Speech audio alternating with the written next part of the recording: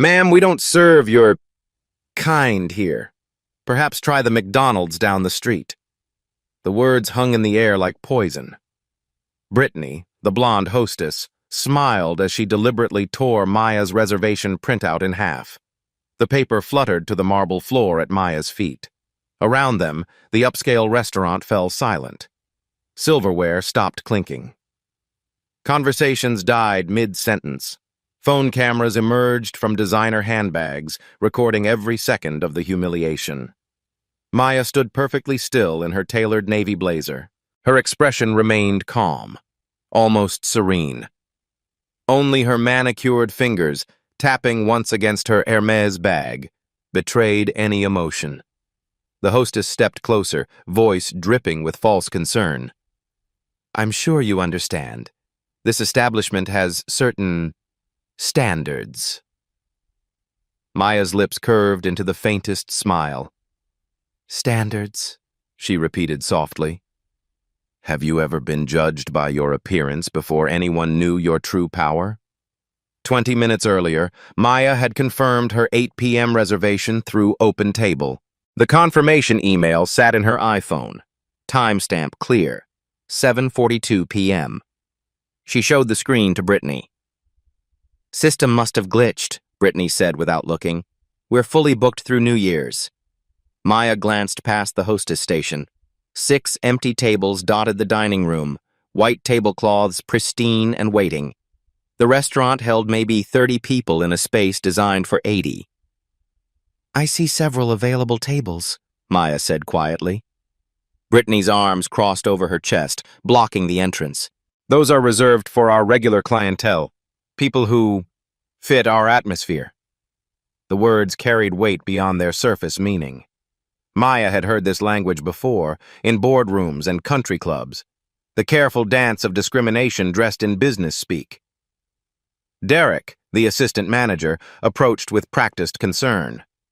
His eyes scanned Maya from head to toe, lingering on her skin color before settling on her face. The assessment took 3 seconds. The judgment, less than 1. "Is there an issue here?"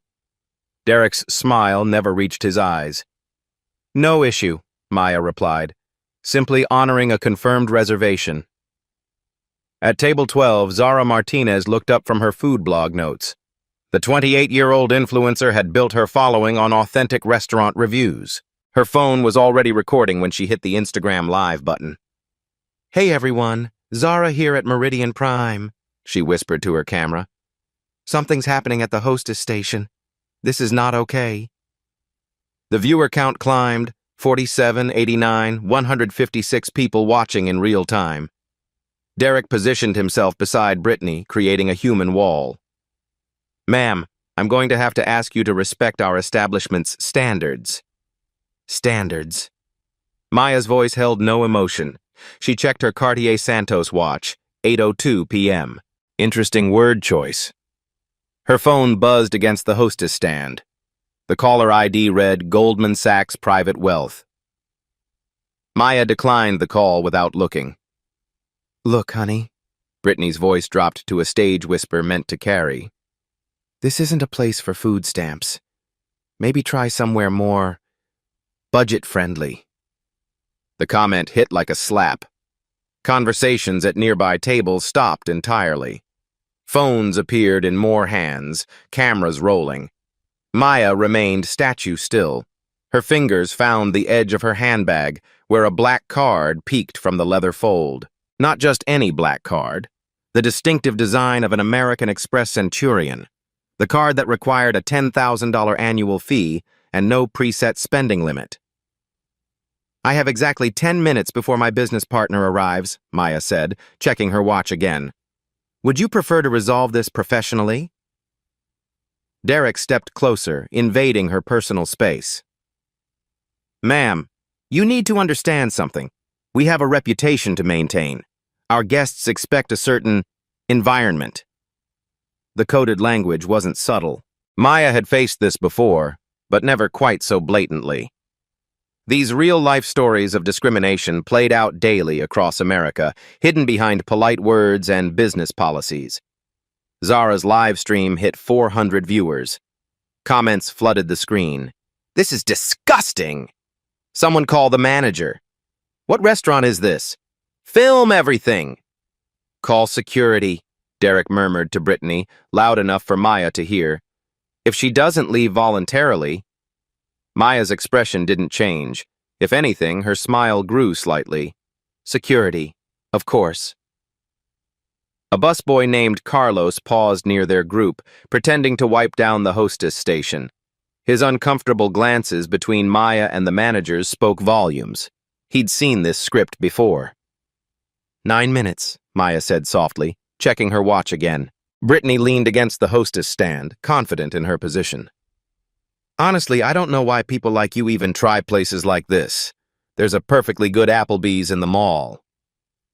The comment sparked immediate reaction from nearby diners. An elderly white couple at table 6 looked mortified. A young businessman pulled out his phone to record. Even the sommelier stopped mid-pour to stare. Maya's handbag sat open on the hostess counter. Inside, visible to anyone paying attention, was a first-class Emirates boarding pass stub dated 3 days prior. Dubai to JFK, seat 2A. The ticket cost more than most people's monthly salary. Derek, she said, her voice carrying a new edge. Before you continue, you might want to ask yourself one question. What's that? Do you know who you're talking to? Derek's laugh held genuine amusement. Lady, I don't care if you're Oprah Winfrey. This is my restaurant and you're not welcome here. Maya's smile widened. She pulled out her phone and typed a quick message. Confirmed. Option 7 is authorized. Deploy immediately. The reply came within seconds. Understood. ETA 2 minutes. 8 minutes, Maya announced, returning her phone to her purse. The live stream viewer count passed 800. Hashtags began forming organically. #restaurant racism, #Meridian Prime, #discrimination.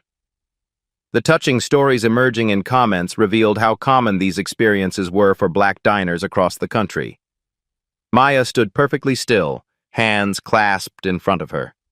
She studied Derek's face, memorizing every detail. This moment would matter later. I'll give you one final opportunity, Derek said. Leave now and we'll forget this happened. Stay, and I call the police for trespassing. Maya checked her watch one last time. 7 minutes remaining. Outside, through the floor-to-ceiling windows, a black Escalade pulled to the curb. The restaurant's general manager emerged from his office like a storm cloud. Richard Whitmore had run Meridian Prime for 12 years, building what he called an exclusive dining experience. His silver hair and expensive suit projected authority earned through decades in upscale hospitality. What's the commotion? Richard's voice carried across the dining room. Derek straightened, sensing backup. Sir, we have a situation. This woman is refusing to leave despite not having a valid reservation. Richard sized up Maya in seconds. His expression shifted almost imperceptibly, the practiced mask of customer service barely concealing his judgment. Ma'am, I understand there's been some confusion, Richard said, his tone suggesting anything but understanding. Unfortunately, we are fully committed this evening. Perhaps I can recommend some excellent establishments more suited to your preferences. Maya's watch read 8:04 p.m. 6 minutes. I'm sorry? Richard leaned forward. 6 minutes until my business partner arrives. We have a confirmed 8 p.m. reservation under Maya. Richard glanced at Derek, who shook his head minutely. The silent communication spoke volumes about their usual coordination. I'm afraid there's no reservation under that name, Richard lied smoothly. Our system shows we're completely booked. At table 12, Zara's live stream had exploded.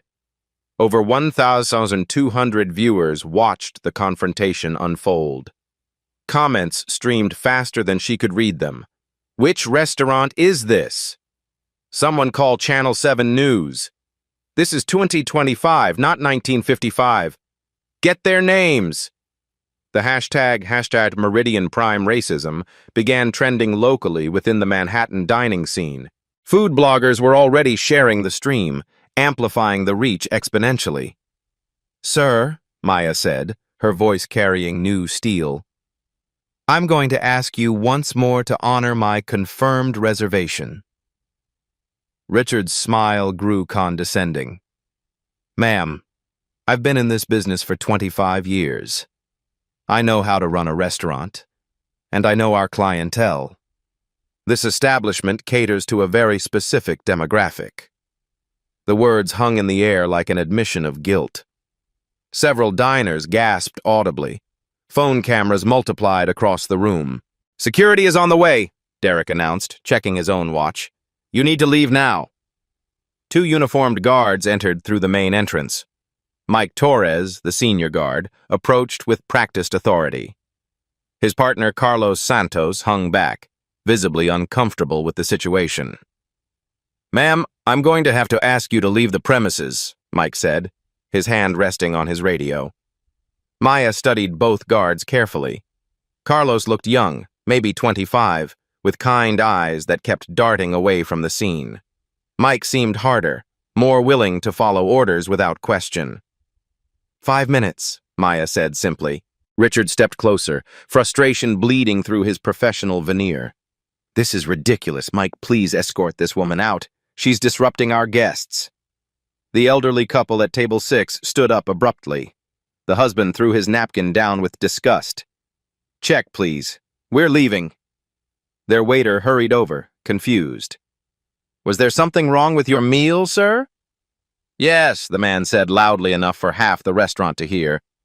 "The management." They walked out, leaving behind a half-finished bottle of wine worth $300. Maya watched them go, her expression unreadable. She pulled out her phone and typed another message. "Acceleration approved. Full deployment in 3 minutes." The response was immediate. "Acknowledged. All assets in position." Zara's viewer count hit 1,800. The comments section had become a torrent of outrage and support. Screenshots were being shared across Twitter, Facebook, and TikTok. The story was escaping the confines of one restaurant, becoming something larger. "Ma'am," Mike said, stepping closer. "I don't want to have to physically remove you, but I will if necessary." Maya looked directly at Carlos. Something in her gaze made him straighten unconsciously. "Officer Santos," she said, reading his name tag. "How long have you worked security?" Carlos blinked, surprised to be addressed directly. 6 months, ma'am." "Do you enjoy your job?" Richard interrupted sharply. "Don't engage with her, Carlos. Just do your job." But Carlos found himself answering anyway. "Most days, yes, ma'am. We mainly handle small disputes, nothing like—" He gestured helplessly at the scene. 4 minutes, Maya announced. Brittany had been watching from behind the hostess stand, growing more agitated. "This is insane! Why are we even entertaining this? Just drag her out!" Her raised voice carried across the restaurant. The business executive at table 8 was now openly recording with his phone. A food critic from New York Magazine looked up from her notes, recognizing the makings of a career-ending scandal. Richard made a decision. "Mike, Carlos, please escort this woman from the premises immediately. Use whatever force necessary." The words would later be analyzed frame by frame in the viral videos. Whatever force necessary against a calm, well-dressed woman asking to honor a reservation. Maya checked her watch, 8:07 p.m. 3 minutes. She reached into her handbag and pulled out her phone. The Goldman Sachs contact was calling again. This time she answered. "Maya speaking. Yes, the preliminary assessment is complete. Confirmed for immediate execution. Thank you." The call lasted 15 seconds. Everyone in earshot heard her end. "Proceed with the acquisition." Richard laughed dismissively. "Acquisition? Lady, what are you going to acquire? A Happy Meal?" Derek joined the laughter. Even Brittany smirked at what seemed like an elaborate bluff. Maya returned her phone to her purse and checked her watch again. 2 minutes. Outside, the black Escalade's engine continued running. Through the tinted windows, figures moved in the back seat. Official-looking documents exchanged hands. Zara's live stream broke 2,000 viewers. Local news stations were monitoring social media feeds, recognizing a developing story. The restaurant's own security cameras captured every word, every gesture, building an incontrovertible record. "Final warning," Mike said, moving toward Maya. "Come with us voluntarily or we'll arrest you for trespassing." Maya stepped backward toward the entrance, her hands visible and non-threatening. "I'll wait outside then, for exactly 90 seconds more." She moved toward the door with quiet dignity. Richard called after her, "And don't come back. This restaurant doesn't serve people like you." The words echoed across the dining room. Multiple camera phones captured his face as he said it. The hostility, the arrogance, the complete confidence in his position. Maya paused at the threshold and turned back. For the first time all evening, she smiled genuinely. "Mr. Whitmore," she said clearly, "you're absolutely right. After tonight, this restaurant will never serve people like me again." Something in her tone made Richard's triumph falter. The smile was wrong somehow. Too confident. Too knowing. Maya stepped outside into the cool evening air. Through the windows, she could see the staff gathering, celebrating their victory. Brittany was actually high-fiving Derek. She checked her watch one final time. 8:09 p.m. "Showtime," she whispered to herself. The Escalade's doors opened. A tall man in a charcoal Tom Ford suit emerged from the Escalade. James Morrison carried himself with the quiet authority of someone accustomed to high-stakes negotiations. His briefcase bore the embossed logo of Morrison & Associates, one of Manhattan's most prestigious corporate law firms. Maya met him on the sidewalk. "Right on time, James." "The paperwork is finalized," he said, handing her a leather portfolio. "Signed, sealed, and filed with the state at exactly 8:05 p.m. Inside the restaurant, Richard watched through the window with growing unease. The woman who'd just been escorted out was conducting what appeared to be a business meeting. "Who is that guy?" Derek asked, squinting at the well-dressed lawyer. "Probably her cousin or something," Brittany said dismissively. "People like her always try to make themselves look important." Maya opened the portfolio and reviewed the documents inside. Her signature appeared on the final page next to an official notary seal. The timestamp read 8:05 p.m., exactly 4 minutes ago. "Shall we proceed with the announcement?" James asked. Maya looked through the restaurant's windows. Inside, the staff had returned to their stations, confident in their victory. Richard was glad handing a table of regular customers, probably spinning the story of how he'd handled an unfortunate situation. "Let's give them another minute to enjoy their success," Maya said. James checked his watch. "The wire transfer cleared at 8:07. Legal ownership transferred simultaneously. We're operating within all regulatory requirements." At Table 12, Zara's live stream had reached 2,400 viewers. The comments section moved too fast to follow, but she caught glimpses. "What's happening outside? Who is that man?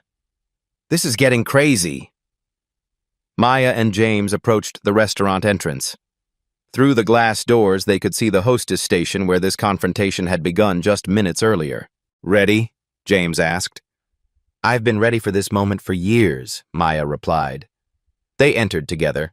The hostess station fell silent as every eye in the restaurant tracked their movement.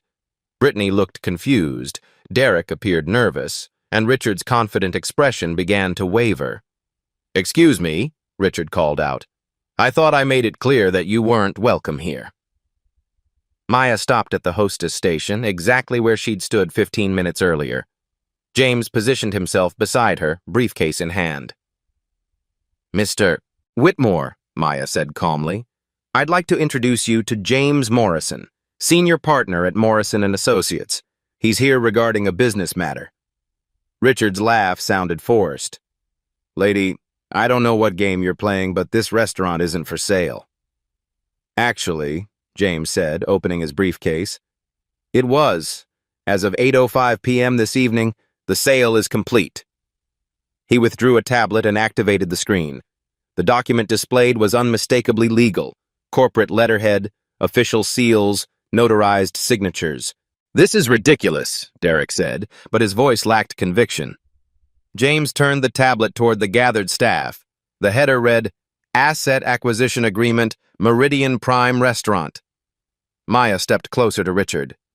"Effective immediately, Mr. Whitmore, your employment is terminated.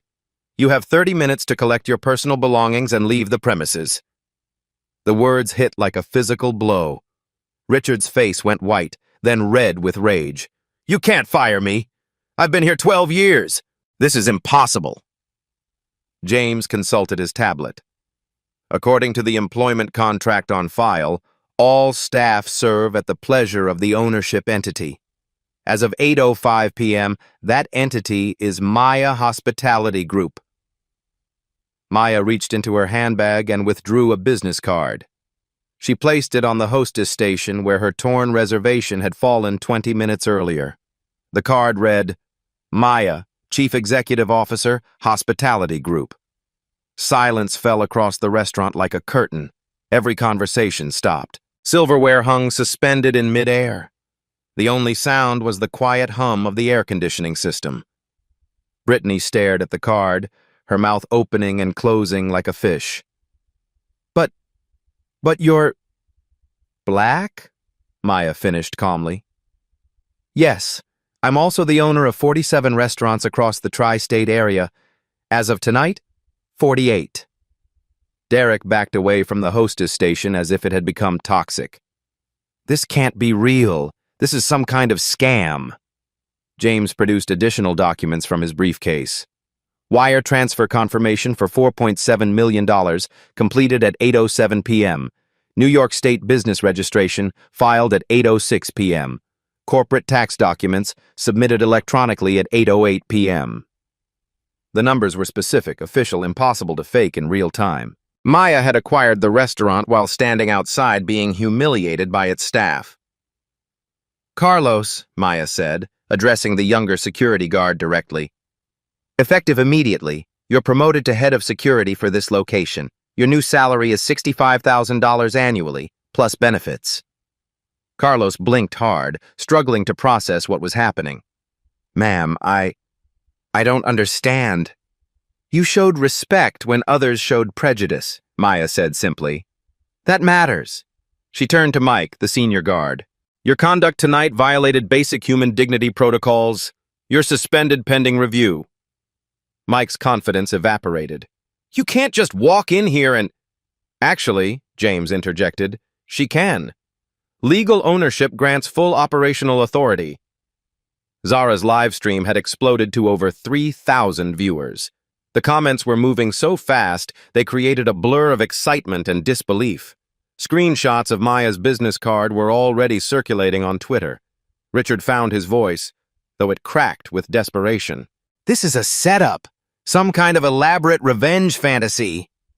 Maya pulled out her phone and showed him the screen. The Goldman Sachs private wealth management app displayed her account summary. The numbers were staggering. More money than most people would see in 10 lifetimes. "Mr. Whitmore, this isn't revenge. This is business." She gestured toward the dining room, where several tables sat empty despite Richard's claims of being fully booked. "Your management style has created a 23% decline in diverse clientele over the past 2 years," Maya continued. "That translates to approximately $1.1 million in lost annual revenue." James consulted his tablet. "Market analysis indicates significant profit potential through inclusive service policies." The specific numbers carried weight. These weren't emotional accusations, but data-driven business decisions. "Derek Morrison, your position as assistant manager is terminated effective immediately," Maya announced. "Brittany Foster, your employment is likewise terminated for violation of anti-discrimination policies." Brittany finally found her voice. "You can't do this to us. We were just following protocols." "Whose protocols?" Maya asked. The question hung in the air. Everyone knew the answer. The discrimination hadn't been written policy, but cultural enforcement by management. Maya addressed the remaining staff. Every other employee will receive full review within 48 hours. Those committed to inclusive service will be retained with enhanced training and compensation. A busboy near the kitchen began clapping slowly. Another server joined in. Within moments, applause spread across the restaurant from both staff and customers.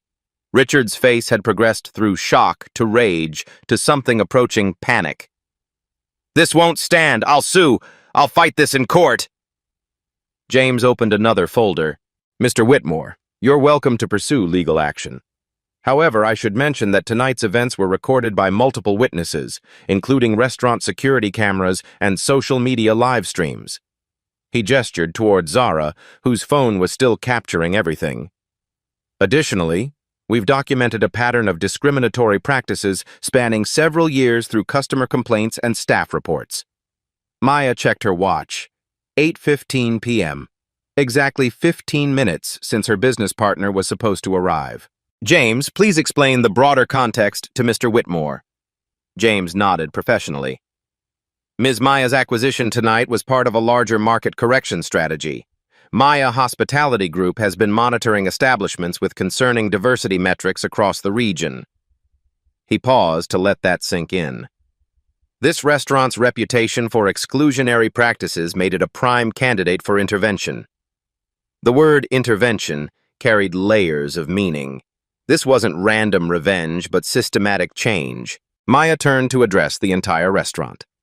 "Ladies and gentlemen, I apologize for the disruption to your evening. Management will cover tonight's meals for all current guests." Spontaneous applause erupted from several tables. The elderly couple who'd walked out earlier had apparently stopped outside to watch through the windows. They were applauding too. "But there's something else you should know," Maya continued. The room fell silent again, waiting. This story, these black stories of discrimination in upscale establishments, they happen every day across America. Tonight was different only because someone had the resources to respond immediately. Her words carried quiet power, addressing the broader systemic issues without preaching. "Starting tomorrow, this restaurant will implement new policies ensuring every guest receives equal treatment regardless of race, religion, or background." James consulted his watch. "Ma'am, we should discuss the operational transition timeline." Maya nodded. "Of course. But first, I believe Mr. Whitmore has 30 minutes to collect his belongings." Richard stood frozen, still processing the complete reversal of his reality. 20 minutes ago, he'd been the authority figure ejecting an unwanted customer.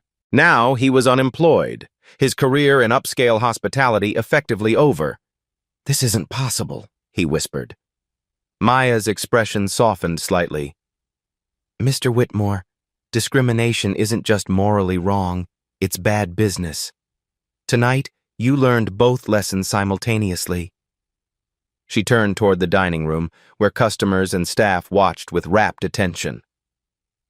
"Now," Maya said, her voice carrying across the restaurant, "let's talk about how we're going to make this the most welcoming establishment in Manhattan." Maya led the group toward the restaurant's private dining room, a space typically reserved for high-end corporate events. The irony wasn't lost on anyone. The same establishment that had rejected her 20 minutes earlier now served as her boardroom. James activated a wall-mounted display screen and connected his tablet. Financial documents appeared in crisp detail, numbers that would reshape lives and careers. "For the record," James announced to the assembled staff, "the acquisition was completed through standard market channels. Maya Hospitality Group submitted a competitive bid of $4.7 million at 7:45 p.m. this evening." Richard's voice cracked with desperation. "That's impossible. The owners would have consulted me about any sale discussions." Maya settled into the head chair with quiet authority. "Mr. Whitmore, you seem confused about your role here. You were never an owner, merely an employee." She gestured to the screen, where ownership documents displayed clear corporate structures.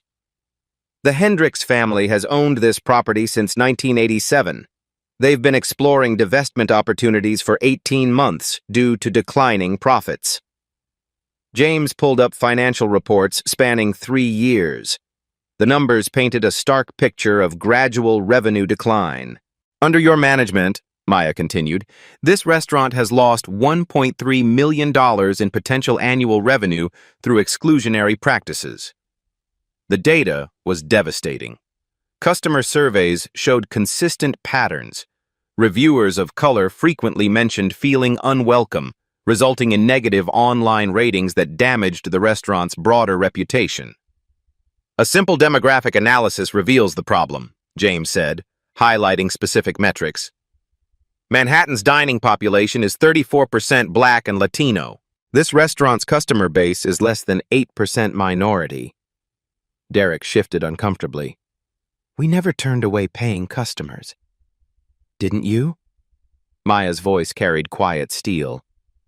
Tonight alone, you rejected a confirmed reservation, suggested I try McDonald's, and threatened me with arrest. She paused, letting the words sink in. How many other potential customers received similar treatment over the past 12 years? The question hung in the air like an indictment. Staff members exchanged uncomfortable glances, remembering incidents they'd witnessed or participated in. Maya stood and approached the financial display. Let me show you what inclusive hospitality looks like. She pulled up revenue reports from 3 other Maya hospitality properties, restaurants in similar neighborhoods with comparable price points. The Meridian in Tribeca serves a 41% minority clientele, annual revenue $6.2 million. Maya's Table in Soho, 38% minority customers, annual revenue $5.8 million. Golden Dragon Uptown, 45% minority clientele, annual revenue $7.1 million. The numbers spoke for themselves. Inclusive policies weren't just morally correct, they were profitable. This establishment, Maya continued, grossed $3.9 million last year. You're leaving approximately $2 million annually on the table through discriminatory practices. Richard's face had gone ashen. The mathematical reality of his management failures was undeniable. Now, Maya said, returning to her seat, let's discuss immediate operational changes. James distributed printed documents to the remaining staff. The pages outlined comprehensive policy reforms that would transform the restaurant's culture. Effective immediately, all staff will undergo 40 hours of unconscious bias training, Maya announced. This training is mandatory for continued employment. She looked directly at Derek, who was frantically reading his termination letter. Mr. Morrison, your discriminatory conduct tonight violated federal civil rights statutes. Specifically, Title II of the Civil Rights Act of 1964, which prohibits discrimination in public accommodations. Derek's hands shook as he read the legal language. I was just following standard procedures. Whose procedures? Maya asked again. Show me the written policy that instructs staff to reject Black customers. Derek couldn't answer because no such policy existed in writing.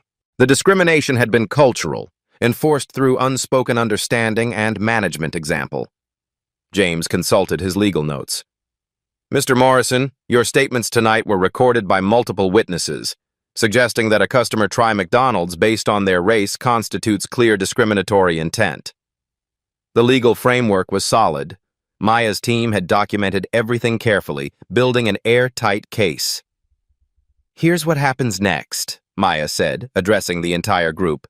Mr. Whitmore and Mr. Morrison, you have 30 minutes to collect personal belongings and leave. Security will escort you from the building. She turned to Carlos, who still seemed stunned by his promotion.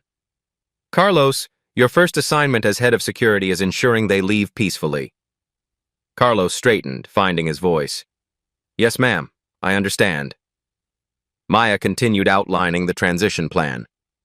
All remaining staff will receive comprehensive review within 48 hours. Those demonstrating commitment to inclusive service will be retained with enhanced compensation. She pulled up salary charts on the display. The numbers were impressive. Across-the-board raises averaging 15% for staff who completed bias training successfully. Additionally, We're implementing performance metrics based on customer satisfaction across all demographic groups. James distributed tablets showing the new evaluation system. Staff would be assessed not just on service quality, but on their ability to make every customer feel welcome. Monthly mystery shopper programs will test service consistency, Maya explained. Bonuses will be tied to positive reviews from diverse customer bases. The carrot and stick approach was clear. Staff who embraced inclusive practices would prosper. Those who didn't would find themselves unemployed. Brittany, who'd been silent since her termination, finally spoke up. "This is discrimination against us. You're firing white people." Maya's expression didn't change. "Ms. Foster, you're not being terminated for your race. You're being terminated for telling a customer that the restaurant doesn't serve her kind." The distinction was crucial. Performance-based termination for discriminatory conduct was legally defensible. Racial bias was not. Furthermore, James added, the new management team will reflect the community's diversity. We're actively recruiting qualified candidates from all backgrounds. Maya stood again, addressing the broader implications. This isn't about punishment. It's about transformation. This restaurant will become a model for inclusive hospitality throughout the industry. She pulled up architectural plans on the screen, proposed renovations that would make the space more welcoming to diverse clientele. We're investing an additional $800,000 in renovations and staff development over the next 6 months. The commitment was substantial, demonstrating serious intent beyond symbolic gestures. Monthly community events will showcase cuisines and cultures from across the neighborhood, Maya continued. Local artists will display work in rotating exhibitions. The vision was comprehensive, not just ending discrimination, but actively celebrating diversity. Richard made one final desperate attempt. "You can't just waltz in here and destroy everything I've built." Maya's voice remained calm. "Mr. Whitmore, what exactly did you build? A restaurant that alienated a third of its potential customer base? An establishment with declining revenues and toxic workplace culture?" She gestured toward the financial reports still displayed on screen. "You built a business model based on exclusion. Tonight, we're replacing it with inclusion." James checked his watch. "Legal transition is complete. All employment contracts have been modified or terminated as discussed." Maya nodded. "Carlos, please escort Mr. Whitmore and Mr. Morrison to collect their belongings." As the disgraced managers left the dining room, the remaining staff seemed to exhale collectively. The oppressive atmosphere that had defined the restaurant's culture was lifting. "Questions?" Maya asked the remaining team. A server named Maria raised her hand tentatively. "Will we really get training on how to serve everyone equally?" "Not just training," Maya replied. "We're partnering with Cornell's School of Hotel Administration to develop a comprehensive hospitality equity program." The academic partnership added credibility and depth to the transformation. Additionally, staff will receive cultural competency education and language support for better customer communication. Maya pulled up employment statistics from her other properties. Employee retention rates were significantly higher at inclusive restaurants, creating more experienced professional service teams. "These changes aren't charity," she emphasized. "They're smart business. Inclusive restaurants consistently outperform exclusive ones in revenue, employee satisfaction, and customer loyalty." The data backed up every claim. This wasn't idealistic social engineering, but proven business strategy. "Anyone uncomfortable with serving all customers equally is welcome to seek employment elsewhere," Maya said diplomatically.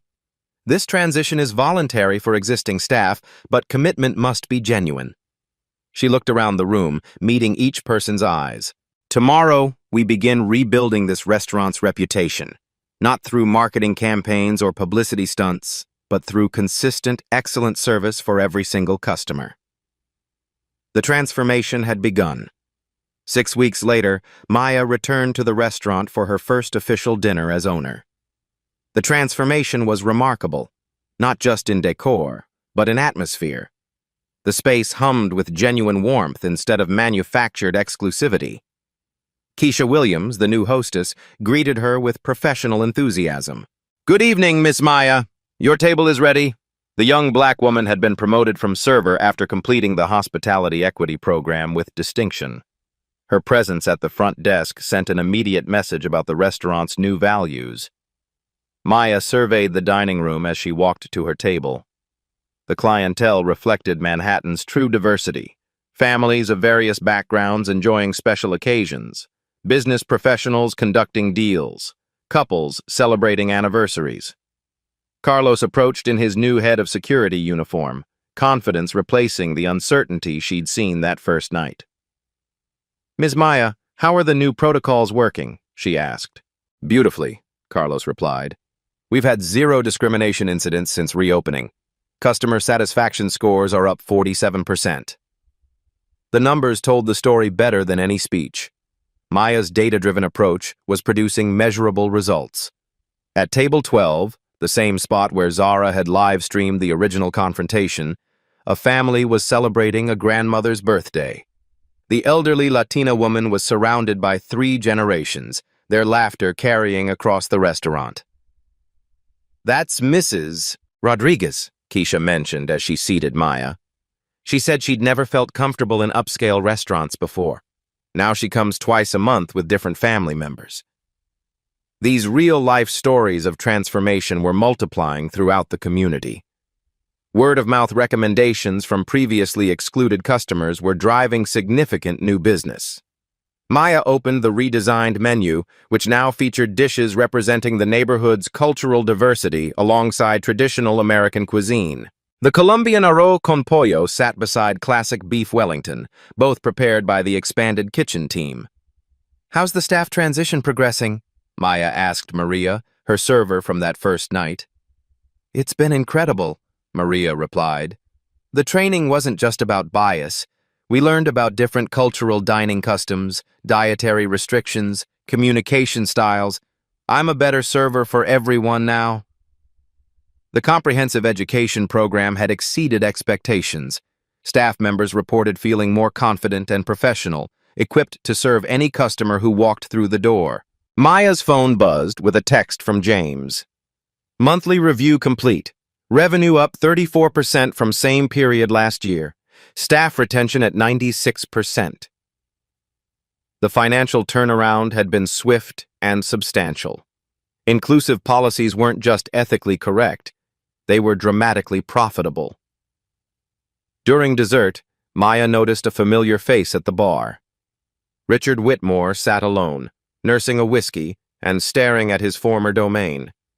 Their eyes met across the room. Maya approached his table with measured steps. "Mr. Whitmore?" Richard looked up with a mixture of shame and resentment. "Congratulations. You got what you wanted." "This was never about what I wanted," Maya replied calmly. "It was about what the community needed." She gestured toward the diverse crowd of diners. "Look around. This is what a successful restaurant looks like." Richard followed her gaze, taking in the vibrant atmosphere he'd never cultivated. "I never meant to exclude anyone." "Intent matters less than impact," Maya said gently. "But it's not too late to learn." She placed a business card on his table, not her own, but for a hospitality consulting firm specializing in diversity training. "When you're ready to rebuild your career, call them. Tell them I recommended you for their management rehabilitation program." The gesture surprised him. After everything that had happened, she was offering a path forward rather than permanent exile. "Why would you help me?" Richard asked. "Because transformation is possible for everyone," Maya replied, "including you." She returned to her table where dessert was waiting. The chocolate soufflé had been prepared by Jean-Claude, a Haitian pastry chef hired as part of the kitchen expansion. His addition had elevated the entire dessert program while adding authentic Caribbean influences. As Maya finished her meal, she reflected on the broader impact. The restaurant's transformation had inspired similar changes throughout the hospitality industry. Other establishments were proactively implementing bias training and diversity initiatives rather than waiting for intervention.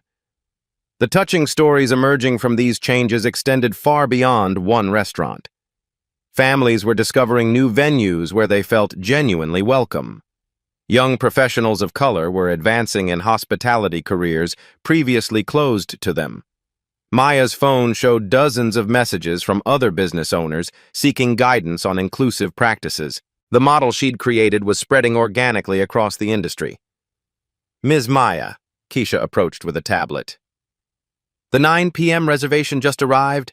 The Maya party of 8? Maya smiled, recognizing the family name. Her own extended family was joining her to celebrate the restaurant's official reopening and the success of the transformation. As her relatives filled the table, sharing stories and laughter in English and Mandarin, Maya felt a deep sense of completion. This space that had once rejected her now embraced not just her, but everyone who sought genuine hospitality. The revolution was quiet but profound. One restaurant, one policy, one interaction at a time. 3 months after that transformative evening, Maya's story had become something larger than one restaurant's redemption. The video of her revelation had been viewed over 8.7 million times across social platforms, inspiring countless discussions about discrimination in upscale establishments. Harvard Business School featured the Meridian Prime case study in their executive education program. The curriculum examined how strategic intervention could address systemic bias while improving business performance. Students analyzed Maya's approach as a model for corporate social responsibility with measurable results. The restaurant industry felt the ripple effects nationwide. The National Restaurant Association updated their diversity guidelines, incorporating principles pioneered at Meridian Prime. Over 200 establishments had implemented similar bias training programs, creating a movement toward genuine inclusivity. Maya received speaking invitations from business schools, civil rights organizations, and hospitality conferences. Her message remained consistent. Equality wasn't just morally imperative, it was financially smart. When businesses exclude potential customers based on prejudice, she told audiences, they're not just harming individuals, they're sabotaging their own success. The personal impact stories continued multiplying. Zara's original live stream had launched her career as a social justice advocate. She now worked with restaurants nationwide, conducting diversity audits and training programs. Carlos had enrolled in business school, planning to open his own inclusive establishment. Even Brittany, the former hostess, had enrolled in sensitivity training and was working to rebuild her career in customer service. These life stories demonstrated that change was possible for everyone willing to grow. Maya's phone buzzed with a text from her business partner, David. "Portland acquisition approved. Same transformation model?" She smiled, typing back, "Always." Maya Hospitality Group had grown to 73 properties across 12 states. Each acquisition followed the Meridian Prime playbook, identifying establishments with exclusionary practices, purchasing them, and implementing comprehensive reform. The business model proved remarkably successful. Inclusive, restaurants consistently outperformed their previous discriminatory incarnations by 20 to 40% in revenue. Employee satisfaction surveys showed dramatic improvements in workplace culture and professional development opportunities. Maya stood outside the original Meridian Prime, watching the evening crowd arrive. Young professionals, elderly couples, families with children, all backgrounds, all welcomed with genuine enthusiasm. A teenage girl approached hesitantly. "Excuse me, are you Maya?" "I am." "My mom showed me your video. She said you proved that one person can change everything." Maya smiled, remembering her own moments of doubt and determination. Not one person. Many people choosing to do better, one interaction at a time. The girl nodded seriously. "I want to open a restaurant someday. Can I ask you something?" "Of course." "How do you make sure you never become the person you once fought against?" The question revealed wisdom beyond the girl's years. Power could corrupt even those who'd experienced powerlessness. "You remember where you came from," Maya replied, "and you listen when others tell you their stories." As the girl walked away, Maya reflected on the journey. from humiliation to transformation, from individual injustice to systemic change. The real victory wasn't owning restaurants, it was creating spaces where everyone belonged. Your experiences matter. Have you witnessed discrimination in restaurants or businesses? Share your story in the comments below. These Black stories and real-life stories help expose patterns that need changing. If this resonates with your experiences, hit subscribe and the bell icon for more touching stories of people transforming injustice into positive change. Share this video with someone who needs to see that strategic action can create powerful, lasting reform. Together, we can build a more inclusive world, one business at a time. What systemic changes would you implement if you had Maya's influence? Let's discuss solutions that move beyond individual incidents to create industry-wide transformation.